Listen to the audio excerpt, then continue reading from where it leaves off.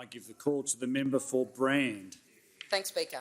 My question is to the Prime Minister. Can the Prime Minister explain his 2017 trip to Beijing for the signing of an MOU where he said on 16 September that year, and I quote, "There was also agreement today on third-party cooperation about infrastructure and other investments as part of the One Belt, One Road program." Can the Prime Minister tell the House why his government has kept this MOU secret? Will the Prime Minister table the MOU today?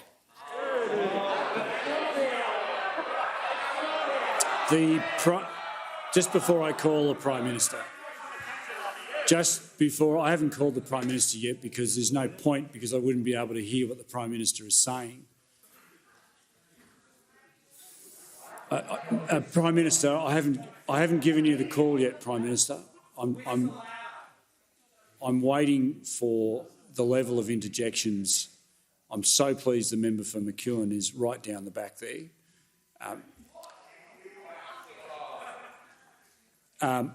The level of interjections is too high.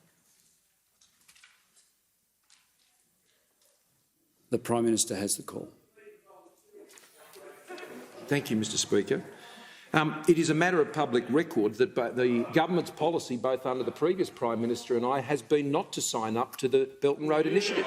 We have not signed up to the Belt and Road Initiative, never have, never will, Mr Speaker, where discrete projects have been pursued in particular parts of the world, which is the policy of those opposite, I note, Mr Speaker, then where there's been co-investment in projects, that has occurred. But, Mr Speaker, we have not, never will sign up to the Belt and Road Initiative. Now, Mr Speaker, I note that the reference is made to when I was last there in 2017, Mr Speaker, as part of the closer economic dialogue arrangements, Mr Speaker, that was between our governments. Now, Mr Speaker, those dialogues have not occurred for many years, Mr Speaker. They have not occurred for many years, and a lot has happened in the last 5 years, Mr Speaker. Since then, Australia has been subject to economic coercion by the Chinese government, Members on my left, and we have stood up to that more member for Brand than any other country, Mr Speaker, almost anywhere in the world.